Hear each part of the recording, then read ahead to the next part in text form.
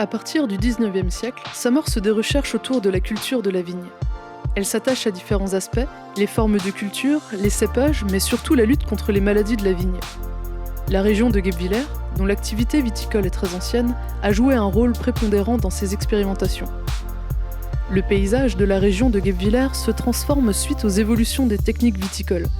Les recherches pour l'amélioration de la qualité du vin amènent les viticulteurs à tester de nouveaux aménagements.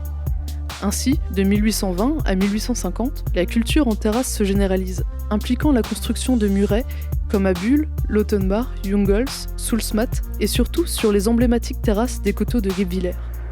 La pierre sèche, c'est tout un métier, c'est plutôt un art, un respect d'une tradition, en taillant la pierre sans mettre de liant, sans ciment, sans mortier à la chaux. La résistance, elle est dans la technique de construction, c'est monté en pyramide. Tous les mètres carrés, on aura une pierre qui va rentrer dans le mur, qui va traverser le mur totalement de part en part, pour lier le mur avant et le mur arrière ensemble. Et les murs, ça emmagasine la chaleur de la journée, du soleil, et ça reflète envers le vignoble pour donner un petit supplément de chaleur, la maturité du raisin.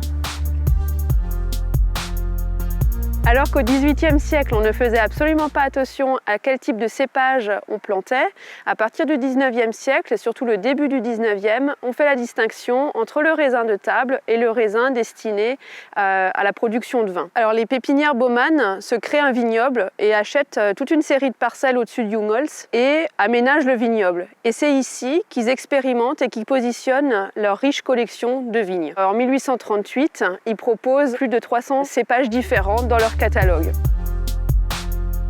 Lorsque le Haut-Rhin s'industrialise, à partir du début du XIXe siècle, très vite est fondée la Société industrielle de Mulhouse en 1826. L'objectif de la CIM, c'est d'encourager au progrès de la société dans divers domaines. Très rapidement après la fondation, est mis en place un comité agricole qui a pour objectif d'encourager au progrès de l'agriculture, de la viticulture de façon spécifique. Les membres de la CIM sont bien sûr des Mulhousiens, mais également des Guebwillerois et toutes les industries aux environs. Ils investissent dans des parcelles et c'est des terrains d'expérimentation. Et on a un exemple qui est assez significatif à Olvillers où lorsque la famille Gros investit et achète le domaine d'Olvillers, ils font appel à un régisseur qui innove au niveau de la forme que peut avoir la vigne. On avait longtemps le système en quenouille, on a pu avoir la culture en chambrette et à partir des années 1830, M. Reichenegger, le gestionnaire du domaine d'Olvillers, essaye une nouvelle méthode, c'est-à-dire le palissage. Alors il fait des observations, il tient un petit carnet, il étudie tout ça pendant une grande période, à partir de 1833 et jusqu'en 1840. Il teste ce système de palisse et puis comme un scoop, il publie ça en 1842 pour donner les résultats de son étude et de montrer l'impact sur la maturité du raisin grâce au système de palissage et de la culture en rangée qu'on peut avoir encore aujourd'hui. Le vignoble alsacien a subi énormément de transformations suite aux attaques phylloxériques, pas tant dues au phylloxéra lui-même, c'est dû à la peur, c'est dû à toute la politique mise en place. Le phylloxéra, c'est une petite bête qui vit sous terre, mais qui a différentes formes. Déjà, ça veut dire en fait la feuille desséchée. À la fin du 19e siècle, il y avait une nouvelle maladie qui apparaissait. En Alsace, elle est arrivée beaucoup plus tard en fait que dans le sud de la France. Il a fallu une dizaine d'années. En octobre 1876, la première attaque de phylloxéra a été décelée, pas très loin d'ici, à Bolvillers, dans les pépinières Baumann. Il y avait quelques foyers de départ qu'on a très vite contrôlés. Et donc, en fait, en Allemagne, à ce moment-là, c'est le Reichsland, l'Elsass-Lothringen. Il y a des règles très strictes qui vont se mettre en place par les autorités allemandes de surveillance. De 1876 à 1886, là, 10 ans, il est vraiment focalisé sur quelques endroits qu'on arrive à contenir. Au bout de 10 ans, on est uniquement sur une dizaine d'hectares, pas plus, mais un petit peu partout autour des foyers de départ.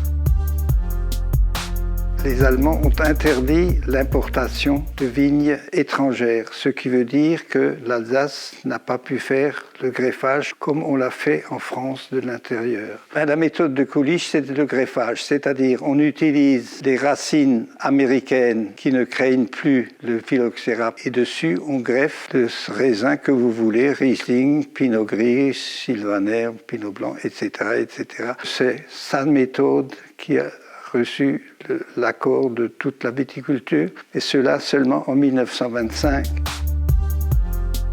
Le vignoble est systématiquement attaqué par des maladies cryptogamiques, donc ce sont des champignons comme le mildiou et l'oïdium qui sont présents depuis de nombreuses années. Finalement, toute la recherche a permis de les maîtriser. En Alsace, les viticulteurs sont très touchés par les maladies du bois, notamment à cause des cépages que l'on cultive. Le Gewürztraminer et le Riesling sont des cépages qui sont très sensibles. On n'a pas de vraie solution efficace et économiquement viable pour lutter contre ces maladies. Le deuxième grand fléau des vignobles, c'est la flavescence dorée. C'est un phytoplasme qui est transporté par une cicadelle, qui est un petit insecte piqueur-suceur qui se nourrit sur la vigne et qui transmet ce phytoplasme de cep à cep. Elle a tendance à remonter du sud vers le nord et pour l'instant, le vignoble alsacien est quasiment épargné.